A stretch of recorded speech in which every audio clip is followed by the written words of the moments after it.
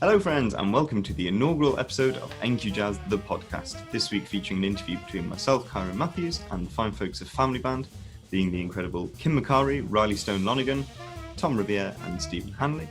We chat about all sorts, we have a fantastic time, we have a massive surplus of footage from this interview, so we will edit that down into a palatable viewing form for you. Family Band would have been playing at our fantastic venue, the Whiskey Jar, this evening. Very sadly, of course, the world is in lockdown and concerts are not able to take place currently. So I would massively encourage you to check out Family Band's albums online. If you are in a position to do so, please buy one. It's amazing music and you get to support some fantastic artists in a very difficult time. We're also going to be running our own Patreon page for the foreseeable future with loads of content on there. Some of which is going to be publicly available, some of which will be exclusively on our Patreon page, featuring some of our artists performing concerts, featuring some silent movie with improvisation nights, featuring more interviews, podcasts, all sorts of things. So go and check all of that out. In the meantime, settle back, relax, and enjoy this interview with fantastic Family Band. Hello everyone, and welcome to the inaugural NQ Jazz podcast. Woo! This may be the first of many, or it could be a damp squib that never sees the light of day again. So no pressure, guys. So I was trying to think how best to go about being a podcaster. So my head scraped back to sort of primary school learning how to report on events, and you should have your who, when, where, what, why, and how. So who are you all? Starting with Stephen Hanley. Who are you, Stephen Hanley? Hello. I'm Stephen Hanley. What do you play? I play the drums. And are you a member of Family Band? Family Band. An awesome member of Family Band. Excellent. Tom Rivière, who are you and what do you do? I've been asking myself that question for a long time, Kyran, and honestly, I don't know. Is it really possible to know yourself? What do you play? Curve. The double bass, I know that much. Double bass. With that much we know at least. Excellent. And then Kim Macari, who are you? I'm Kyran Matthews. And what do you play? I play trumpet and sometimes I speak words. Awesome. And Riley Stone-Lonergan, who are you? I am Riley Stone-Lonergan. What do you play, Riley Stone-Lonergan? I play the saxophone. Amazing. So, how are you all? That's our other question. How are you all faring in COVID lockdown? Are you all sane? Are you all healthy? Are you keeping stimulated? How are we all? We're okay. Yeah. I think, well, we don't know, I guess, until we all get tested, but I think I had it. So Right. I've today's the first day where I've had taste and smell back, like, You got it back properly today. well, more so than I have done for the last 2 weeks. Like, I tasted a Amazing. lot of tastes. What did you eat? Well, for dinner I made kedgeree, which has a lot of tastes. Excellent. A few days ago, as a sort of precursor to the taste starting to come back, I started to get food cravings. Yeah. And one of them was fish, so kedgeree hit that spot. Excellent. But it was pretty mild, and Riley seemed to have escaped it. Okay. Does this mean that you're now allowed one of these new wristbands, and you're going to be one of the chosen few that may be allowed out into the just world? run through the streets. Yeah. Everything. They have officially said that taste and smell isn't. They're not adding it to the list of symptoms. So. Right. Yeah. So when I reported those were the symptoms, then some doctors got in touch with me about like studies and that they're compiling to give to the World Health Organization about it. Right, okay. That are like incredibly clearly this age group is very prone to no taste, no smell, and basically none of the main symptoms of it. Well, Yeah. how are you all trying to keep yourselves musically engaged while in lockdown, or are you glad for the respite from having to be musically engaged? Yeah, I suppose I haven't been forcing myself to practice or do anything creative. But when I feel like it, I've been playing most days and trying to write some music as well. I was thinking of writing songs actually, so I've been sort of writing poems or lyrics, which is something new for me. And it has been nice to have lots of time to explore that. Beautiful. But yeah, I mean, I've been spending a lot of time just sitting around reading. We have a garden here. See, the weather's been okay. So, I haven't been pushing myself. Great. Mm. Riley. Yeah, I've been practicing a lot. I've been transcribing a lot, actually. I've been learning Coltrane solo on Crescent, which has always been maybe my favorite studio one. Never got around to learning it because there's a lot there, and I've started it a few times, and I've finally had like a solid couple weeks to properly do it, and I've just finished it, and I'm just trying to learn how to play it. But it's Have you had any revelations as of yet, or are you? Yeah, quite a few, mainly nerdy saxophone things, but like there's just so much there. It's really concisely everything about his concept and his playing is there in a 4.5 minute. So it's really amazing, and it doesn't really sound like it's the perfect studio solo, I think, for that stage of his playing. Yeah, it's been really amazing. I've spent a long time. Spent like a whole day on like one phrase, which was bad taste in the neighbors, but amazing. Kim, I think I saw a very long list of books that you're. I don't know if that was purely lockdown reading. Yeah, so I'm currently reading the books that Nicola Sturgeon read last year. Yeah. So working my way through those. I've been practicing some piccolo trumpet. Ooh. The Yeah. nasty little band. While the neighbours are in and have to listen to it. Well, I actually bought a tiny little piccolo practice mute because it is Beautiful. vicious little sound. So yeah, it's been nice to do that and like watch some videos and check books and stuff because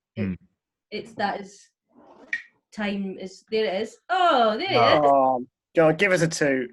this is the practice mute. It's so tiny. Oh. Bless it. Oh, that's sweet, isn't it? Amazing. Riley's going to play it. Beautiful. Yeah, but apart from that, I've quite enjoyed life being a little bit paused, really. I've been incredibly busy in the last few years, and I've travelled a lot and done a lot of stuff, and it's actually been really nice for everything to just be able to step back from stuff. Obviously, I'm still doing Arts Council work. We're all working from home. Yep. But no, it's been good. I am very content right now. Anyway. Yeah. And Steve, are you feeling content? Yeah, I think I'm feeling like the most relaxed. Ironically, during all this uncertainty that I have for a very long time, and I've done this last week I've done a bit more, but the first 2 weeks, because obviously Holly and I, we kind of started to take a step back from everything that had been going on, sort of roughly around at the start of that week when they slowly started to lock things down between Monday and then the schools closing on the Friday. And I actually had a bit of work booked in that week. So it kind of took a little bit of extra bravery to walk away from some of those last little bits of paid work, actually. But I'm so glad that I've done it, actually, in hindsight, thinking about it. Yeah. But it's actually been really nice to do very little. It has. It's been lovely. If you're lucky enough to get the opportunity to go away and go on a holiday, you go somewhere and then you're somewhere doing something, and you also feel like you should be doing things because I'm away, I'm experiencing new cultures, I'm in a foreign city, or I should be going walking in the hills all the time, and you go away on holiday to try and relax. And then you find that you do loads of things, and then you come back, and then you're like, I've got to work again, and you don't feel relaxed. So actually, I feel like I've had like one of the best holidays I've had for like 20 years in my own home.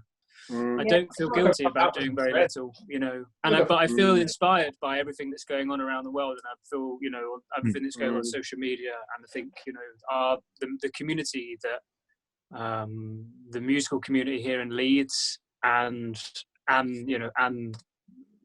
further afield is so supportive.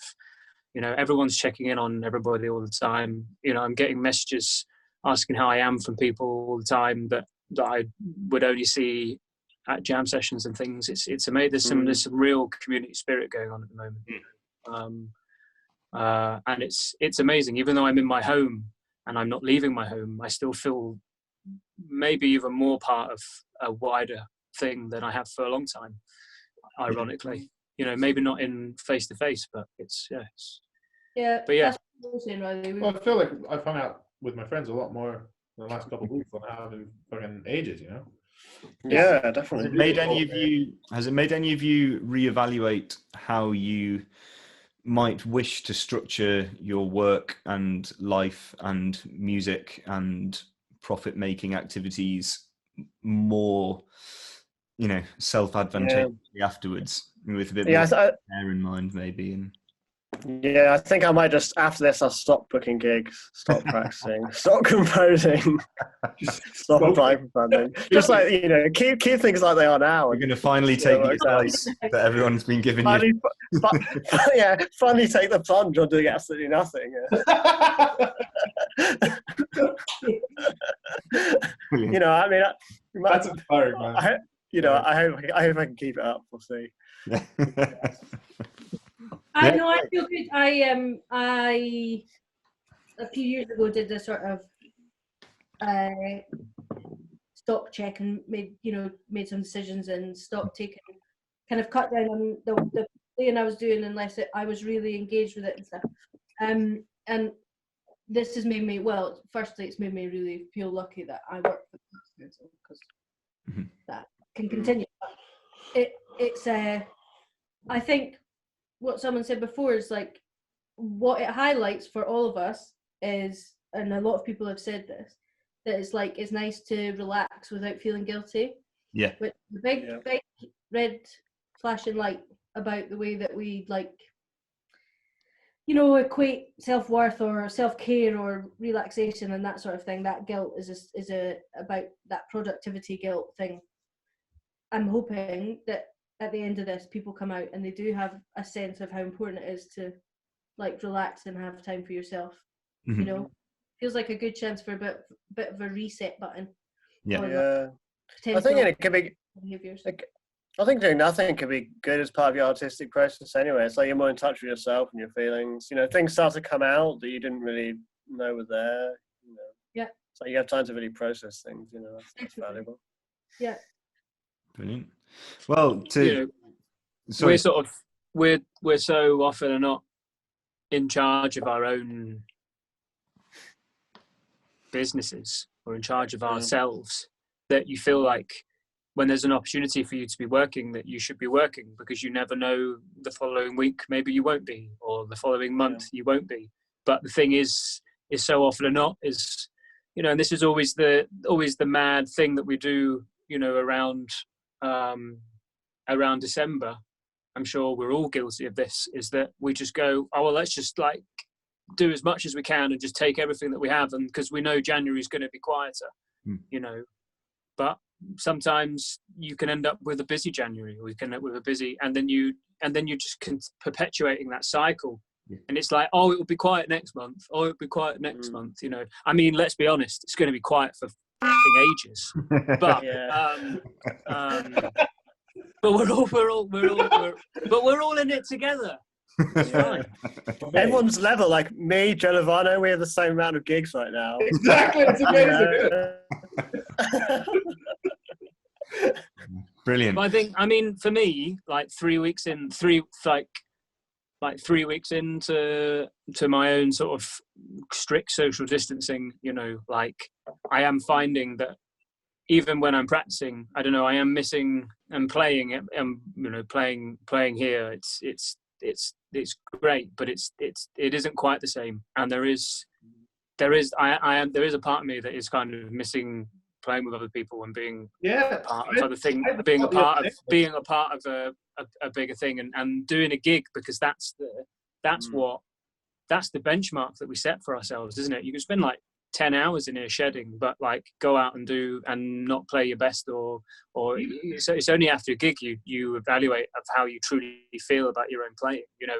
And that's the benchmark that we've set ourselves for years and years and years, and now we can't do that. So it's trying to find a way of getting that, I don't know, that emotive release that you get from that. Definitely. I mean, in a different way. You're going to be playing with someone again. It's like, it's probably not going to be till next year. Yeah. Yeah, maybe. Whatever about Yeah. a gig, even just being like having a play with someone is probably not going to be, maybe the summer, maybe late summer or September or something. You don't know. Yeah. I'm so jealous of all these people in Leeds that all live together. You know, Yeah. there's like 4 amazing musicians, who Anna Chandler, Sam Quintana, Vincent, and Alex Pedraza. They all live over in Kirkstone. They all like once a week they're like putting on a gig, but like a house concert. You know, Yeah. 'cause Loads of people are doing like remote big bands as well. Like I've had I've had quite a few texts from people saying, "Have you got equipment to do?" And I've been like, "No, I don't even have a microphone." but loads of people. I've seen that. Full big. I know Patchwork are doing one, like a whole Amazing. big band on like a few. There was one released recently. Like they worked really fast. Yeah. There's that amazing Kaleidoscope one that Steve Pycroft in Manchester starts. Yeah. It was amazing. You know. Really Yeah, I good. mean, Steve's a absolute powerhouse. The amount of time he has to put projects together seems infinite. It's ridiculous. What's the secret? big- Bernard's watch. Yeah. Oh, Yeah, amazing. So listen, to round off my true reporting questions, what, where, and why is Family Band? Why is Family Band? Yeah, Tom, I feel like that should be initially directed at you. I think. Why is Family Band? What? And what? Why is Family Where? Yeah, I feel like before the band existed, we all were very good friends, and we used to play together a lot in different combinations. So just to be clear for anyone who wouldn't know, this is when you all lived in Leeds, yeah? That's when we all lived in Leeds. Yeah. Well, me and Tom used to live together. Yeah, we lived together, and I remember. I think I booked a gig for us at a local bar in town because I thought, you know, why don't we hang out at the time, the 4 of us? Why don't we do a gig like that? You know, and maybe I had a couple of tunes I'd written for a different band or something. We kind of hadn't ended up with enough stuff for a set, and I think we did like 1 gig and it felt really great. And we sort of did a little recording in the basement of the house that Steve and I used to live in. You know. When Everything just came together so easily. Like we never really rehearsed with this band. Like, you know, we maybe did 1 rehearsal before a gig and 1 rehearsal before a recording session, but it was already kind of there.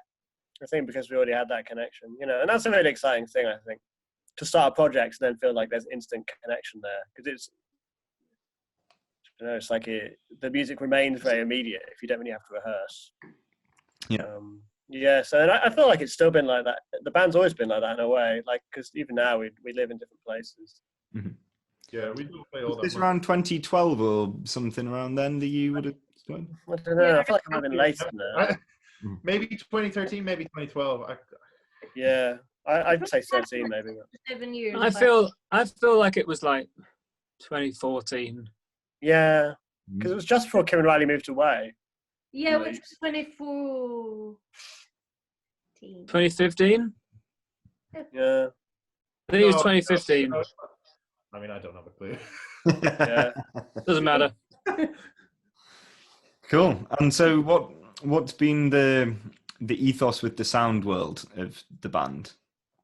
We all sort of We kind of all have different ones in a way. we're like there's a Venn diagram where there's a bit in the middle where we all live, and then each of us veers off. And then as we've kind of gone through this, because I mean, having a band together to play and gig together for 6 or 7 years is no mean feat, you know. There's not a lot of bands in this kind of music that tend to, you know, there's quite a lot of things that come up and fade away, and so as the life of the band has kind of gone on, we've moved in different directions and that's changed, but there's this bit in the center, and I think it comes down to knowing each other very well, which means as improvisers that means that we all feel safe, and then we all feel comfortable taking risks, and so from that starting point, which is pretty kind of vague, that lots of different things can happen, you know. And I think because we know each other so well, that's in everyone's minds while they're writing.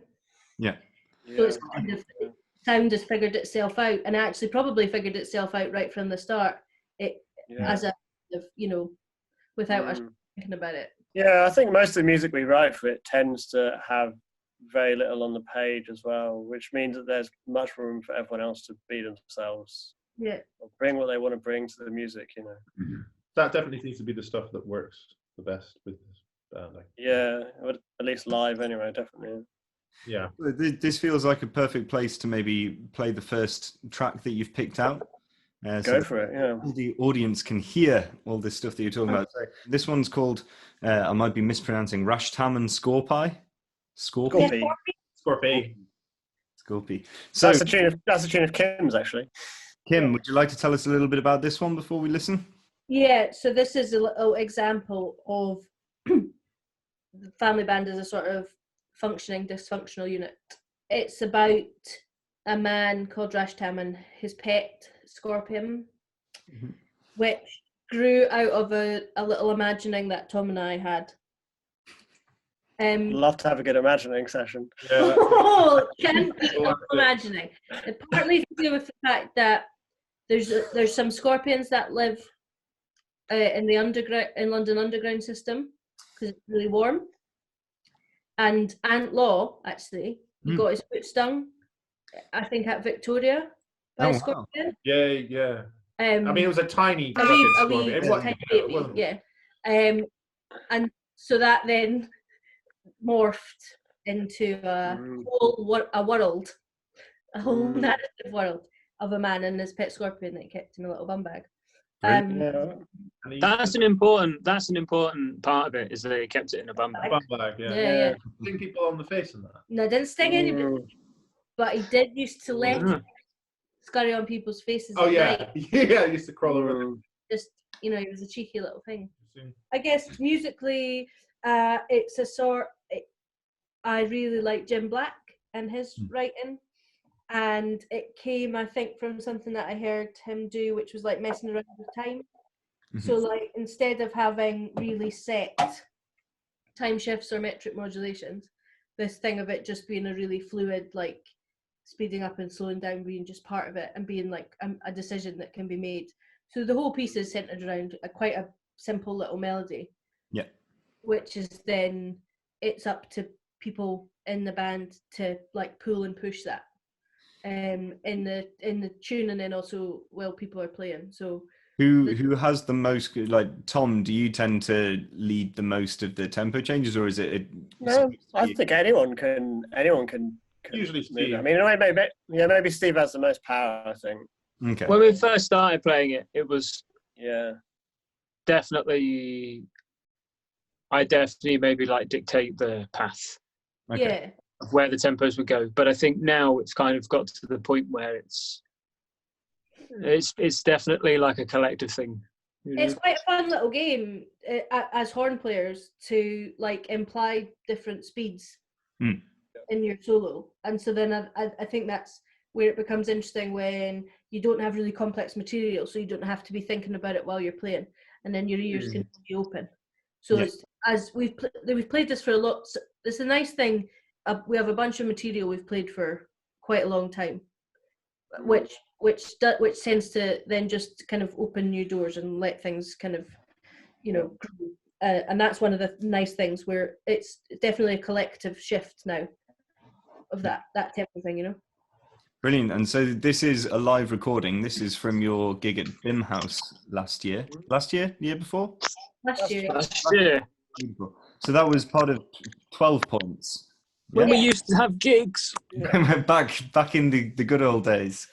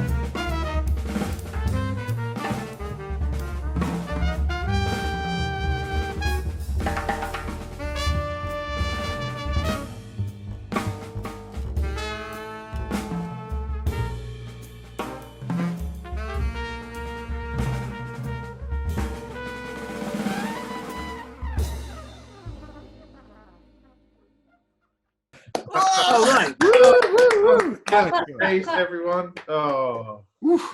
Great. So that was Rashtam and Scorpio from Bimhouse last year. That's also on Board of Origin, right? Yes. Yeah, that's it. That was a live album as well from Manchester Jazz Festival. Is that correct? Yeah. Yeah, that's right, yeah. 2016. Were But you at the gig, Kyran? but not released until 2018. I was at the gig. I did. Terribly well performed. Yeah, there we go. Yeah, and I've done my base level of homework for this podcast. You were at the session when the album was recorded. So how come it took 2 years for you to sort of decide it should be released to the public? I think that's just because we're useless. We're just because we're useless and dysfunctional. It wasn't any sort of like, it wasn't an artistic decision. Well, I think we weren't going to like, we need to sit on this for a bit. I don't think people are ready to hear this yet. I don't think it's the right time. Fermented a couple of years. Well, I think we. No. Hello. What's happening? Hello, we're all there. We're all good. Why? We've died.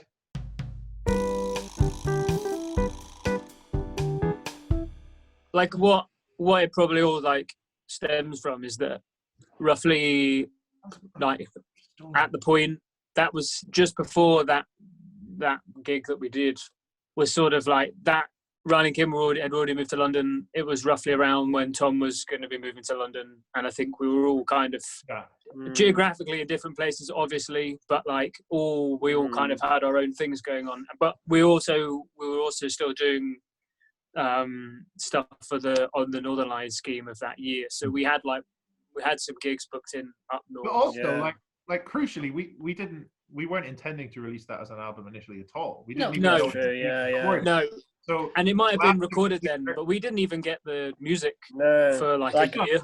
Yeah, no, that's true. You know, I didn't think it was even that well recorded. Like the Tim Thomas, the engineer who mixed it, did an amazing job of polishing up, really amazing. But it was like a capture. It wasn't great. It's like a DI bass and stuff, you know, and like just an SM58 or something. And it was in the central. There was one overhead over the drums. Yeah. We basically got the capture, and then we had all remembered it as being a really good gig, and we got the capture, and we all listened back to it, all agreed that it was still a good gig. Yeah. Nice. We thought it was, I don't know, like not that much money. We all chipped in and just thought, just send it to someone to sort of master it and try and see what they can do. We did it to Tim Thomas, and he absolutely annihilated it. Yeah. Brilliant. Yeah. It ended up sounding. Highly recommend him. And then he writes it in some ways, but yeah. Amazing. There we go. It is all about the music, though. You know, I've got loads of bootlegs, things. This recording's terrible, but it's one of my favourite music. me too. And so a sort of 2-year time period is the sort of delivery speed that I think we all enjoy. So we've set the benchmark nice and steady. Yeah. For our future output. Yeah. And especially because of this, we've just recorded something, but we probably won't release it for ages. We've just recorded like 2 albums worth at the amazing. Yeah. Amazing. Yeah. And then put those out maybe 2025, 2027, because there's no need to rush. Oh, I thought we were going to put it out posthumously. Oh yeah, yeah. We will. We'll definitely put at least one out posthumously. Yeah. So that's the next plan. Or if just one of us dies. The first one dies. Yeah, as long as we don't die together. Die on the road. So you've got one other album out, which is just called Family Band, correct? There's an EP kind of thing. Yeah. Well, that was the thing that we recorded in our base in mine and Tom's basement. Right. Okay. And that was just like I think that was more just as a tool to get things off the ground, really. Sure. But again, it kind of turned out a lot better than we all were maybe originally expecting it to, and then we decided to capitalize on that, I suppose. Yeah, and make it actually into a thing. Definitely, I think that might be still worth. I think that's still worth listening to. If there are any Family Band fans out there who haven't heard it yet, it's on Bandcamp. I might reduce it. I don't know how much it's up for, but I'll knock the price down. special Corona offer. Yeah, well, should we say exclusive to NQ Jazz members and Yeah. anyone else who's Quote Kyran at the till. Cran for us. Cran for a quote Cran for us. And to you. I wish we could. You just put in the code, CRAN. Then you get a special price. I suppose just in case any of these parts end up staying in. we should explain the Cran Well, I thing. think we will. I think we will. Maybe. Give it 85. Oh god. So I run a band up in Manchester called the Manchester Jazz Collective, which is a 10-piece original music group, which Steve has played in. You did one gig with us, didn't you, back in the day? Got absolutely roasted. Got completely destroyed. I drove home in tears.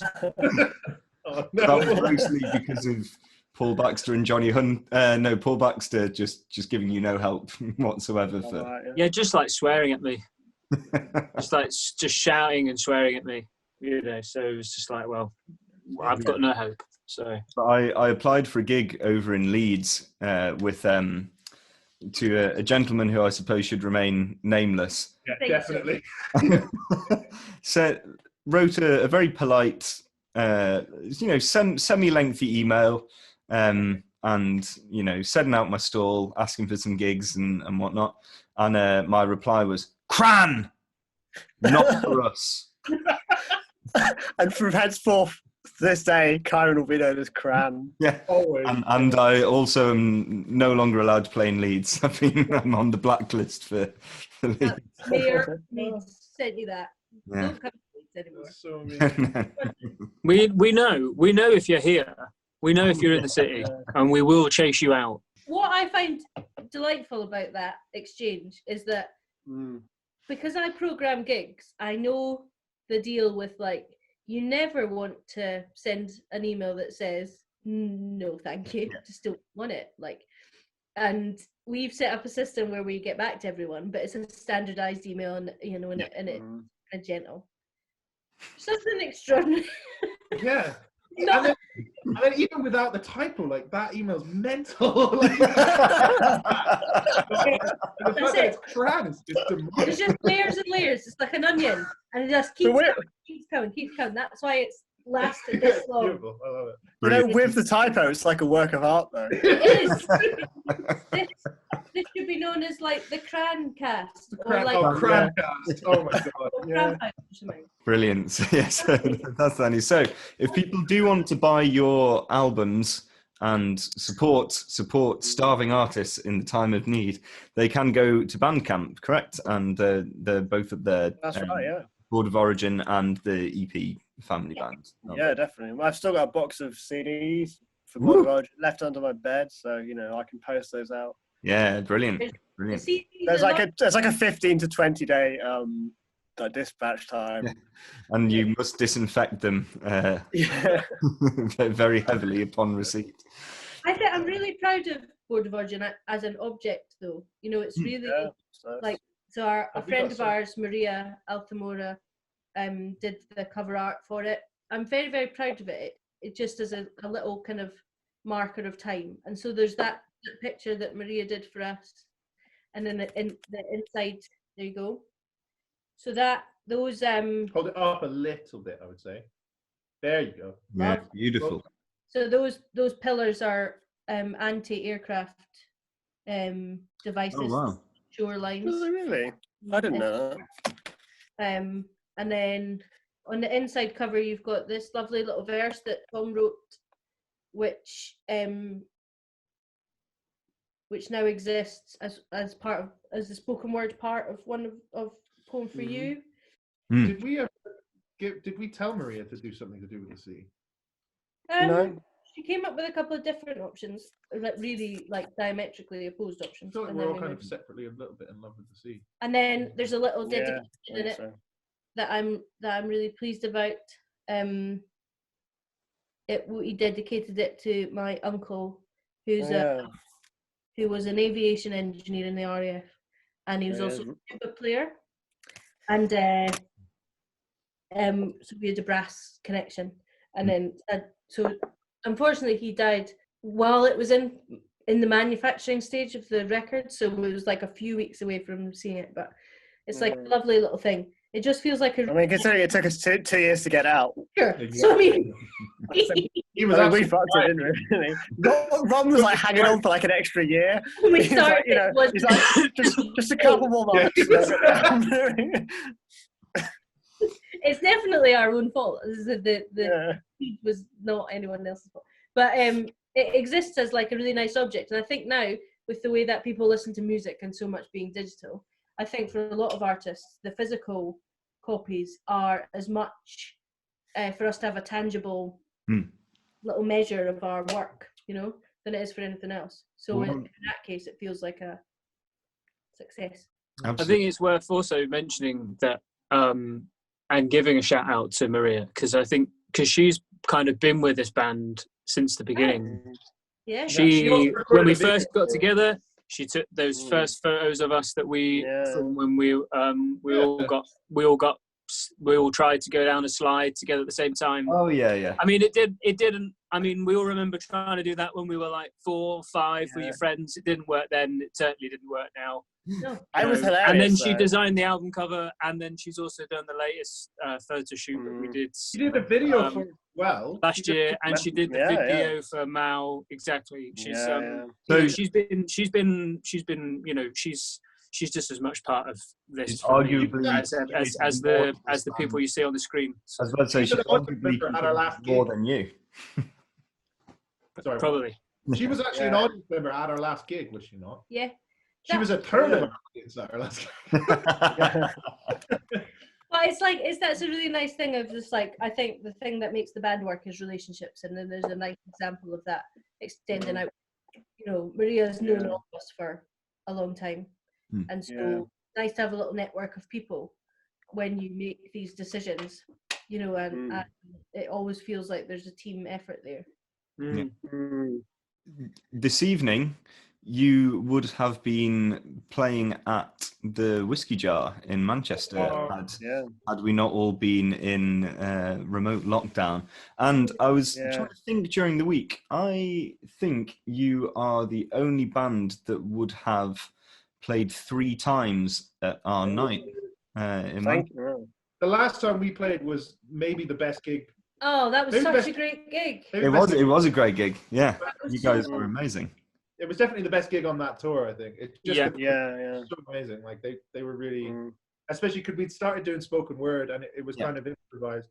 And on that one, Kim got sort of more political than she. Yes, gets political, but they were really up for it, and it was. I really enjoyed that, and the audience really enjoyed that as well. It was a really nice place in the tour as well. Like we'd done quite a few gigs, and it was all feeling really nice. And then it was just such a nice crowd. That was definitely that was March. Was it March last year? Yeah, that sounds right. Yeah, March last year. And it was in the north, so people were receptive to spoken word piece about anti-austerity. Yeah, exactly. Yeah, which is important. I think it's worth pointing out about that actually is that there's a couple of nights that run independently around the north, and it is down to the fact that it is down to the the amazing work that you promoters do actually, and you created that audience, and they were there and they were up for it because all of your audience trust you and Emily, and whatever you decide to throw at them, they're like, well, they will always get behind you. Yeah, and that's what actually then when we get up on the stage means that we can just go for it because everyone's going to come along for the rides. We were really able to do that. We've been accepted before we start. Yeah, a lot of the northern ones are like the Leicester's like that as well. Yeah, and Jay Jatta in Bradford as well. Yes, definitely, 100%. Jazz North East, I think was. And Wesley up in Newcastle, a lot. Yeah, it's an interesting thing because I think as we've like gone on, and obviously the pad of music that we have has grown. So we're now, there's always discussions before each gig about putting sets together and stuff. And it's really interesting how we all respond to the room that we're playing in terms of the music we decide to put in. And like our music's all pretty open, and it's sort of like the risk is a sort of element of it, but there's certainly there's levels of the stuff that we would put on, and it's definitely down to like where we are in the world, the person that's putting the night on, the type of room that it's in. It really changes. Yeah. Massively. This is probably the most variable band in a way that I've ever been in. Yeah. It can really vary. If you think about the different sets that we could produce from the amount from our pack, that's true. There's a lot of different bands that end up coming out of that. You know, the where we're playing and the audience we're playing to is very, very important. I think we've played the wrong venue quite a few times and ended up not. I think everyone had that experience, you know. You know, some people always enjoy it, you know, even if it's not perfect. There'll always be a couple of people in the audience who. Yeah. You know, it's not. I don't think it's with the venues. It's just that some music doesn't. Do you remember a gig we did maybe 4 years ago or so in basement in Manchester by the canal? And I think it was like almost like a nightclub or something, wasn't it? With Kilving. With Paul Kilvington. And that was one of the most surreal gigs I think I've ever done.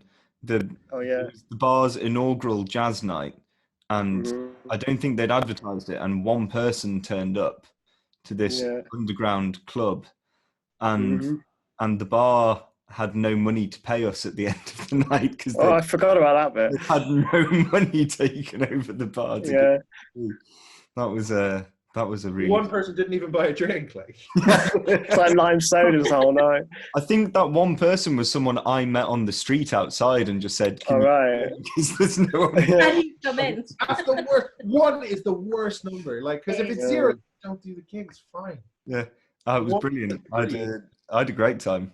We did have a nice play, actually. That recently happened to me and Tom. Like we were doing a little run with a different band, a trio that we play in, and we were doing a gig up at Greenock Beacon Art Centre in Greenock, and one person showed up. But I mean, and it's actually, you know, it's a we beautiful had nothing building, else to do, isn't so it? we did the gig for him anyway, you know, and it was actually, you know, it was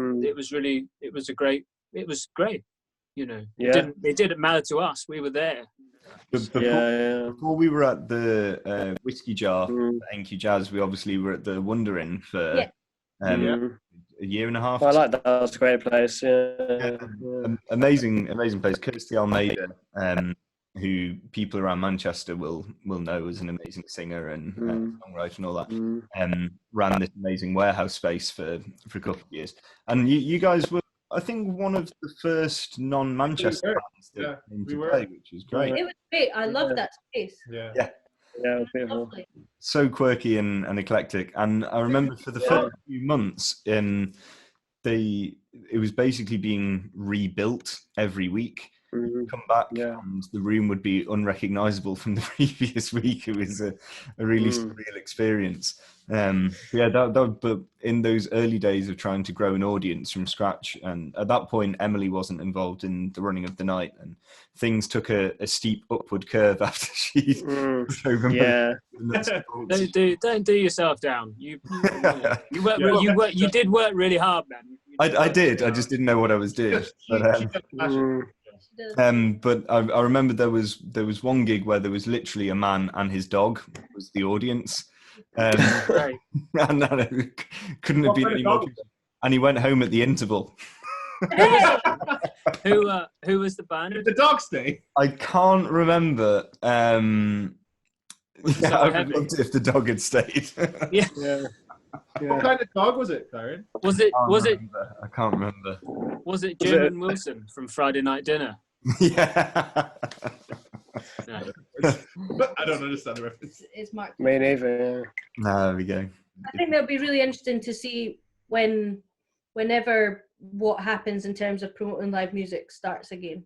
It'll be really interesting for us all to learn the new trends, because it is all going to start from scratch again. There's going to be all these lessons that we learn are going to be very limited use, you know. Yes. It could go either way, couldn't it? Because people could be so desperate to be out, having been stuck at home for so long, that they're really up for coming to be things. Or it could be that people are too afraid to be going to live things for a while. Yeah. And also might not have the disposable. That too. That's right. Yeah. That's true.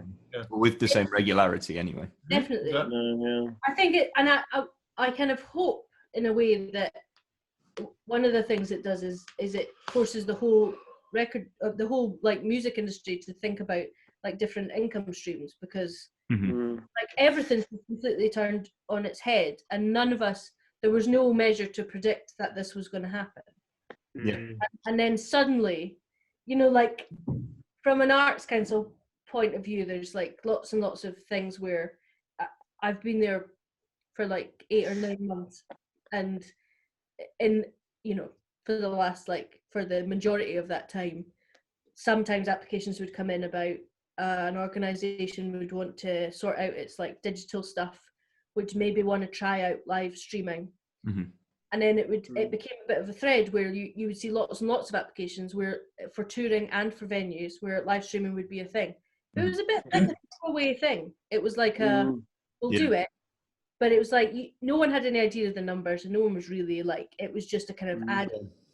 And suddenly, the whole of culture consumption is now digital, and it's incredible to see the different like sizes of organizations or venues or whatever, how they've reacted and how quickly they've reacted to make that like a reality. It's like, it's fascinating because obviously it's not just small venues, it's big organizations that are suffering too. Of course. Everyone at every level think on their feet faster than we've ever seen people think before. And it's really exciting because people are coming up with really brilliant things. People are pulling together more than we've seen them do before. You know, like even in terms of like some of the hardship funds that have come out from the kind of support organizations. Commercial entities are starting to put money into those now. You know, Facebook's starting to put money in, Spotify's putting money in. Yeah. Never before have you seen like the public funded world and the commercial world work together. There's always been a big divide, and now suddenly everyone's realized that like we're all in a very similar, you know, we're all in the same place. And I hope that doesn't stop when we all are allowed back outside. Yeah, absolutely. Yeah. Let's return to schedule. Let's say what does the future hold for Family Band? You said you've recorded 2 albums worth of material. Maybe 2 or 1. We're not really sure. At least one good album. Yeah. So we recorded last month. Was it really? I guess it was. No, 2 months ago. 2 months ago. 1 month and a half ago. So we spent 2 days in a really nice studio with Tim Thomas, who mastered the first album. And we did, we recorded a big bunch of material, which is enough for 2, but the next thing to do is to put it together, and we'll see how that goes. I don't think there was a track that I thought was really not good though. No, there's a lot of that's a positive side. Yeah, that's and then we've got some dates. Obviously, all of these are kind of thrown into question, but we did a little, a really tiny little jazz festival in the Swiss Alps. Oh, amazing! Last year, the end of last year. Yeah, such a great gig. Which was beautiful. November. In November, I think so. and it was run by a bass player called Luca Cesera, who I'd met at Jazz Ahead doing a mentoring thing, and it was lovely. And it was like when we arrived, it was nice and kind of snow-capped, and we took a train through Switzerland and through the Alps to get to this little village. And then trains that run in the snow. Yeah, at 5 a.m. And they, you know, because our train was 3 minutes late, which was surprising for a Swiss train. But then when we got to the station, you know, you only have a minute for the connection or something because the timetable is so precise. But the other train had waited for us. I was like, imagine that happening in England. Yeah. You know, yeah. And so then we arrived, and it's held in this kind of Art Deco hotel, and we were like, there was one couple that were having dinner, and apart from it, that was us. And the kitchen made us like the most amazing food. Oh, mate! Gave 4 or 5 courses, wine, and like digestifs and everything. And then when we woke Yeah. up, there was like 1.5 feet of snowfall that had Yeah. happened overnight. I So nearly all the fell on my roads, arse. yeah, Riley spent a lot of time slipping around. Yeah. Almost I had bad shoes. Kim, My shoes had no grip. there's like a video on Facebook of Kim running into a giant snowdrift yeah. Maybe Oh, about Saxophone. 10 o'clock at night. Brilliant. Thanks, Tim. Brilliant, And yeah, then put that on the Patreon. that should, Yeah, but that should be behind a paywall. yeah. That's like top tier, like $500. Kyran, could you just cut to that now for everyone to see? Yeah. No! And the one for Riley Fall. So the Luca, who runs that festival, also books another gig. So he booked us to go back in October and a few other gigs around that. And then our friend John, who we went to college with, is Icelandic, and he now is one of the people that runs Reykjavik Jazz Festival. He popped by a gig at the Whiskey Jar a few That's months right. Yeah. Yeah. He Yeah. did the European Jazz Network staff None of us had exchange. seen him in like 10 years or something. Yeah. Yeah, probably, yeah. So we have this kind of autumn winter like European date thing Oh, that it was- obviously we don't know will if Yeah. that it'd be nice to reignite those connections when the world Definitely, starts. yeah. We'll make it happen one day. Yeah. The second tune that that we're gonna play and have a watch and listen to is a poem for you, and this is spoken word. And you've talked about the inclusion of spoken word a few times now. So that was something that I don't think there was any on the first gig you did for us at the Wonder Inn. No, That's there a wouldn't more. have been. Yeah. So how did that come about? Was that your idea, Kim, or was that a collective thing? Or I started to do a solo project called We Tell Ourselves Stories in Order to Live. yes,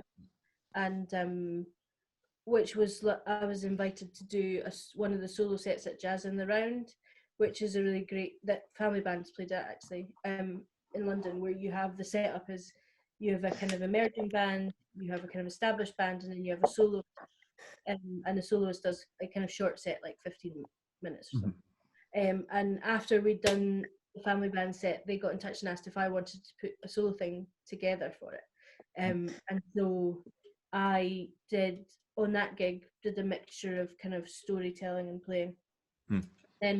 And that project kind of grew out of that, and I've done a few gigs for them and gigs in other places, whatever. And that, so my kind of interest in spoken word and storytelling was explored in that. And then we just at one point decided to kind of let that feed into what we were doing with family band. I don't know what the first thing we did was, but Yeah, good question. it's become a sort of, part of the.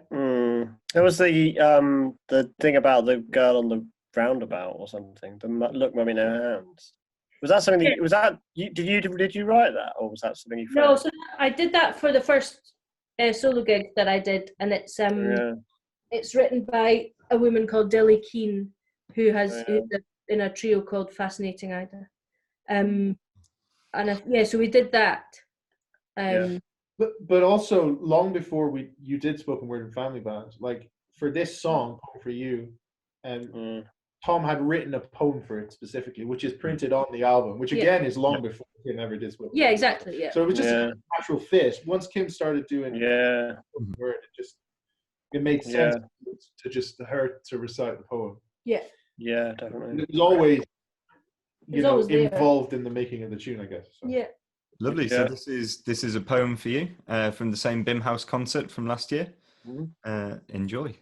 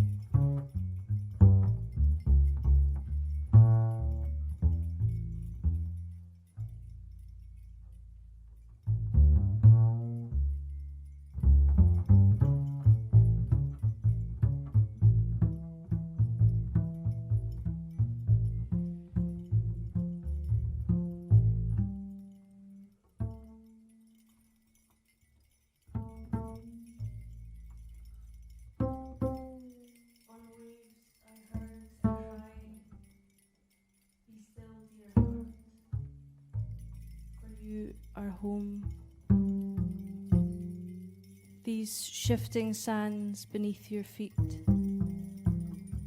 will hold you firm.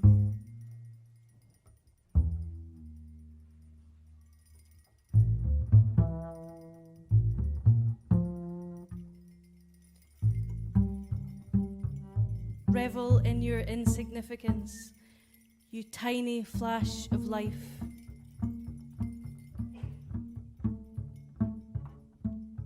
Let the roar of my tides and the silence of my ebbs consume you.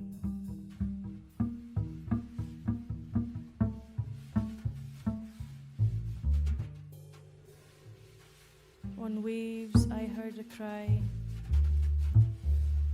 Be calm, my weary traveller.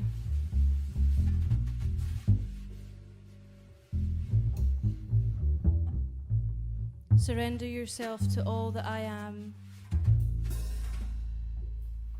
My ceaseless swells reach out to catch you, carry you.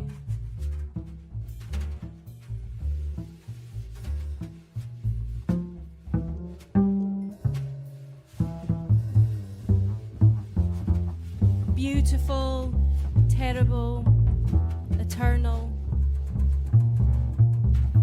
I am a mother, a provider, a heart, a leveler, a gravesite, an endless abyss, an ending, and the start.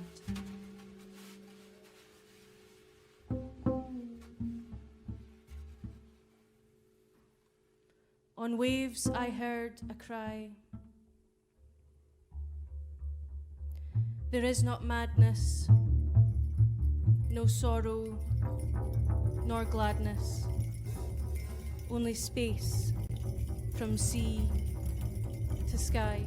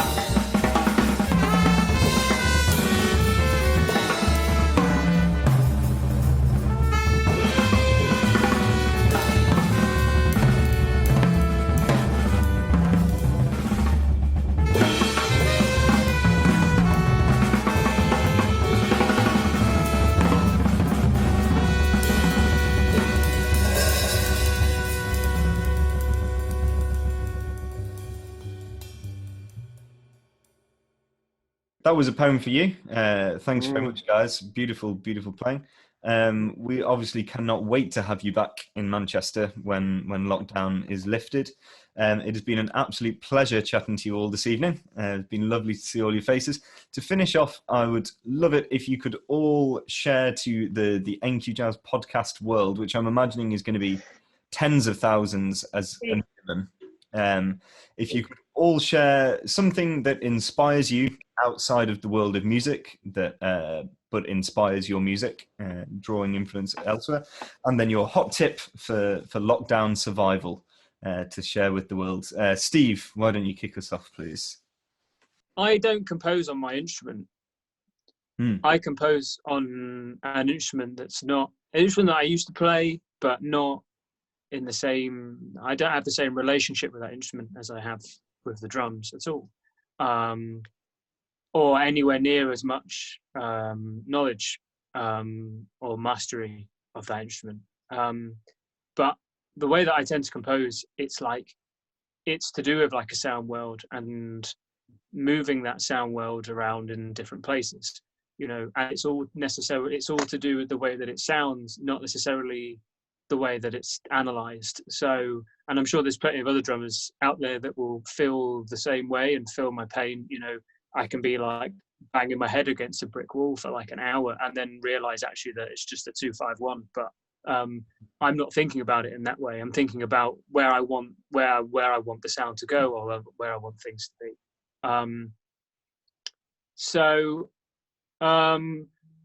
But recently I have a piano or a keyboard upstairs, but that room in my house has skylight in it. And that tends to just be like the box room. We never really use that room for anything.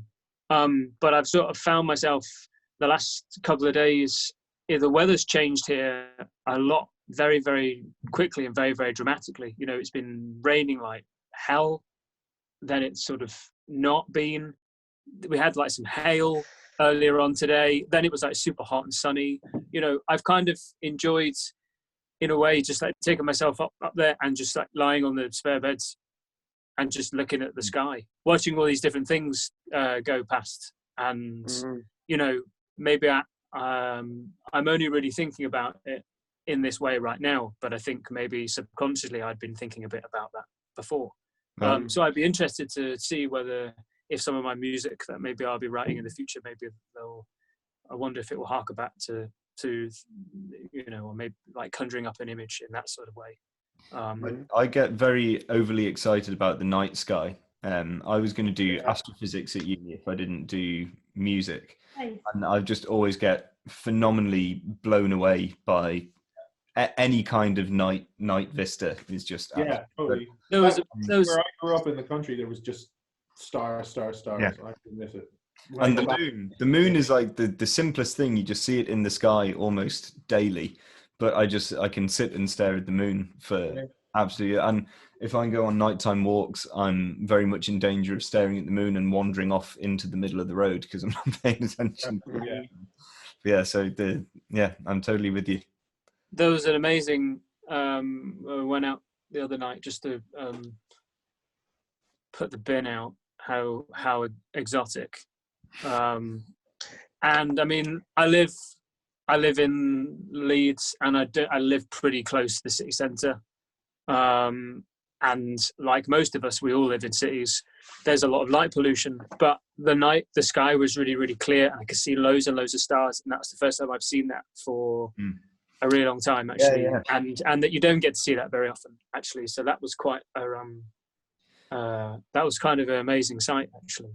Yeah, I mean that's one of the crazy things that's come out of this, isn't it? Cities clearing their pollution levels drastically because there's just not the levels of traffic and going around.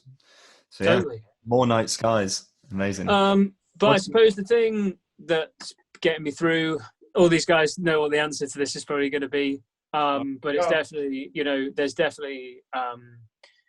there's definitely two people, two things that are definitely getting me through this. Definitely getting me through this thing.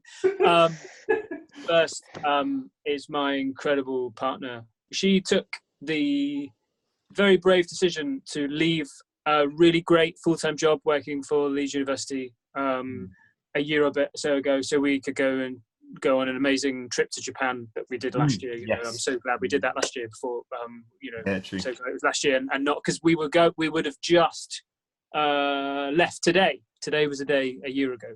We flew out there. And she's kind of, because a lot of my work has dried up, as it is for everyone here. She has really, but she's been freelance for the last year just under a year since we got back. But she's really, in like the last month or so, she's just been working so hard to generate more work for herself and us. She's really, it's actually incredible how hard she's working at the moment. And also, because it's what everybody. This is the reason why everybody's messaging me all the time. They're not asking me how I am. They want to know how my cat is. So those of you who can be bothered, I'm sure you'll be able to find pictures of her on Instagram and Facebook and things. So, but yeah, big shout out to Willow as well. So your hot tip for lockdown is get a cat. Yeah. Look at the sky. Yeah. Tom, same question.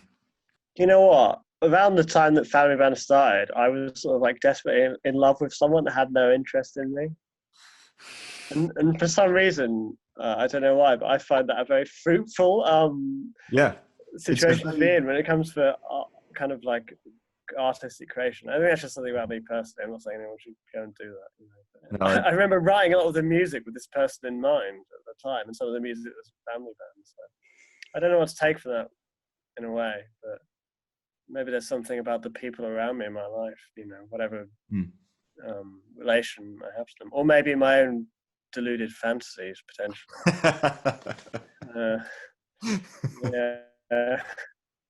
I mean, also, I like to read a lot and watch films and things like that. Recently, I saw this Derek Jarman's film Wittgenstein, which is a sort of biography of the philosopher. Yeah. And there's a sort of very beautiful death scene at the end of the film. It's about 4 or 5 minutes long, and I found myself just watching that over and over again on YouTube recently. I don't know why. I just find it very moving. Beautiful. What's your hot tip for lockdown survival? Embrace the void. Don't be afraid of it. The void is your friend. Beautiful.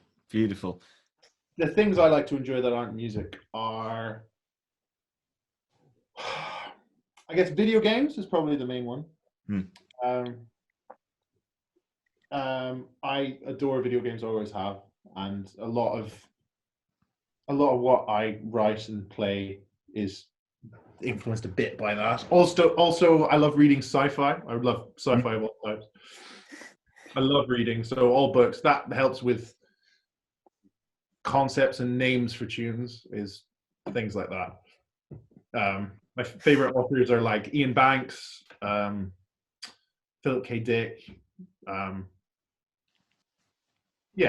The normal ones. I love reading and I adore video games, basically. And I love music as well. My hot tip for surviving lockdown is tinnies. Oh dear. So Kim. So the thing outside of music, so I really love art, visual art. Mm-hmm. So behind us is a nice little section. So that there is Namjoon Paik. Gallery there. So is that one there. So that's Namjoon Paik's TV garden. This one's Namjoon Paik's picture of Merce Cunningham, who's a choreographer that I love. Yeah. And then up here, this yellow one is Francis Bacon. He's probably my favourite artist. Francis Bacon. And then this is Van Gogh here. Yeah, self-portrait. There's that one. There's Grayson Perry. Oh, you can't see the. Oh, okay. And then this is Guerrilla Girls.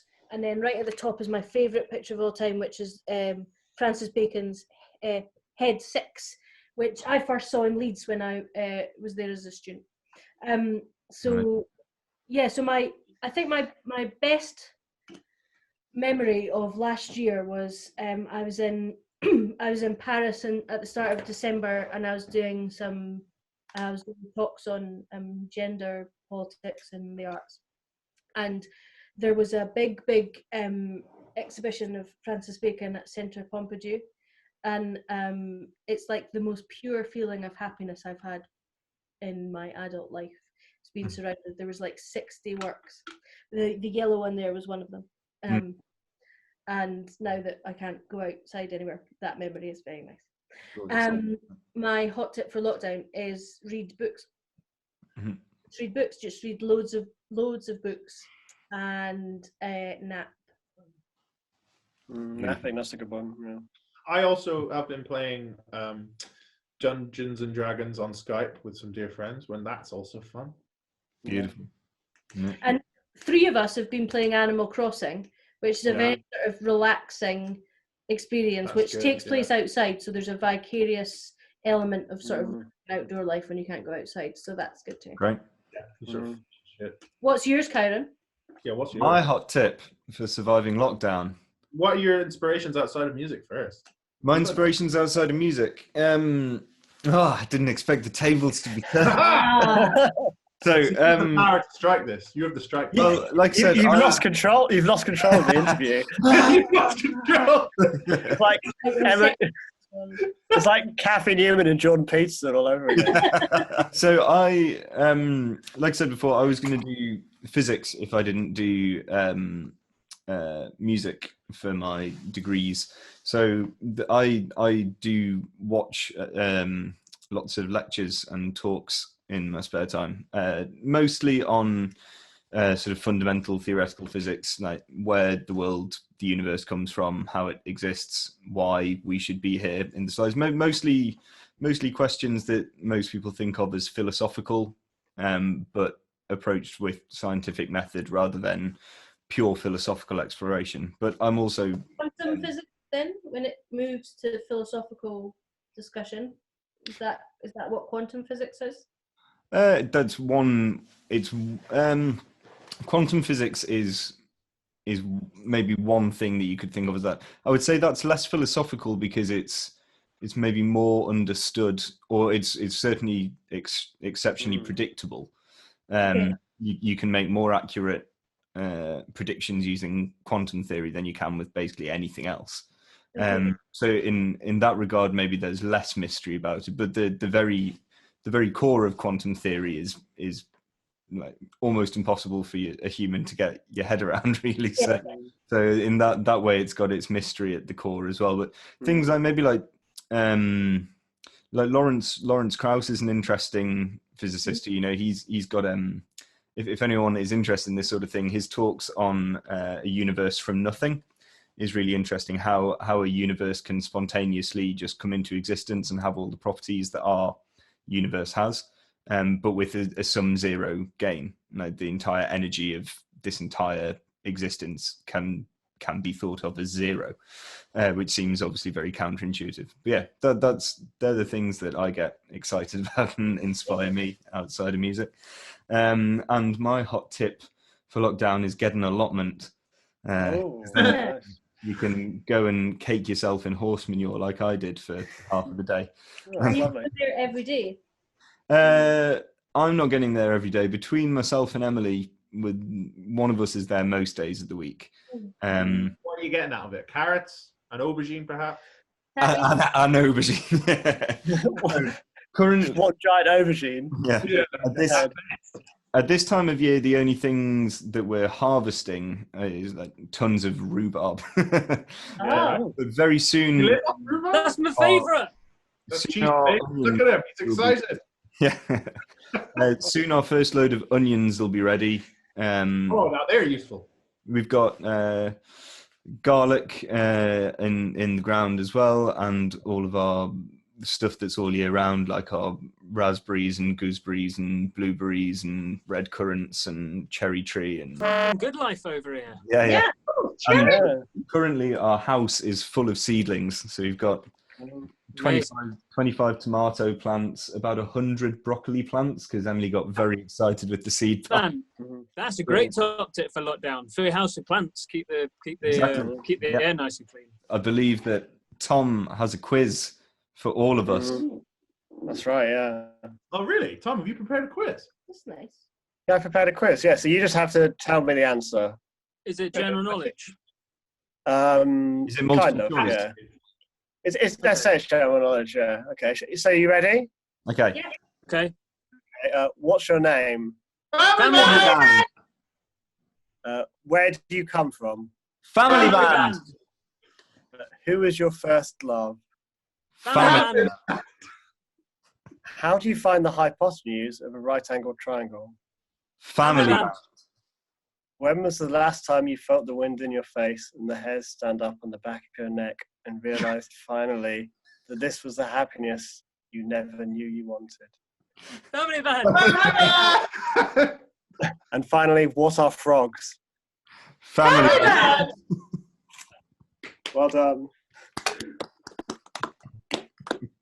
Listen, thank you so much to all of you for joining tonight. It's a massive Thank you. shame that we are not currently at the Whiskey Jar finishing up listening to you play. But it was lovely to connect with you in cyberspace, and we will hopefully see you guys soon back in Manchester when all of this is Everyone. Nice to see you. everyone. Bye. Everyone needs to go and check out your Bandcamp. Hi, family band. Everyone needs to go and buy CDs off Tom so that his room Yeah. is just full of albums. Yeah. Everyone needs to go and get a cat. Everyone needs to get an allotment, and we'll see you And a all. skylight. And a skylight. And we'll see you all soon. Thanks so much, Family Band. Bye. Bye. Right. Great. Oh, Steve's just gone.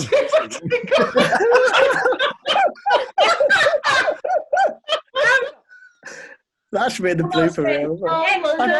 Second. You. Bang.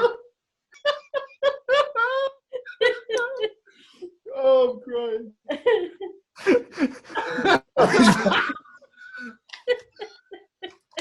Where did you go? Where did you go off to? Oh, I love it. That was incredible. Yeah. Right, bye, Steve. Steve's off. Sorry. He hasn't touched Willow in at least like 3 minutes. Hello again. I hope you had as much fun watching that as we did recording it.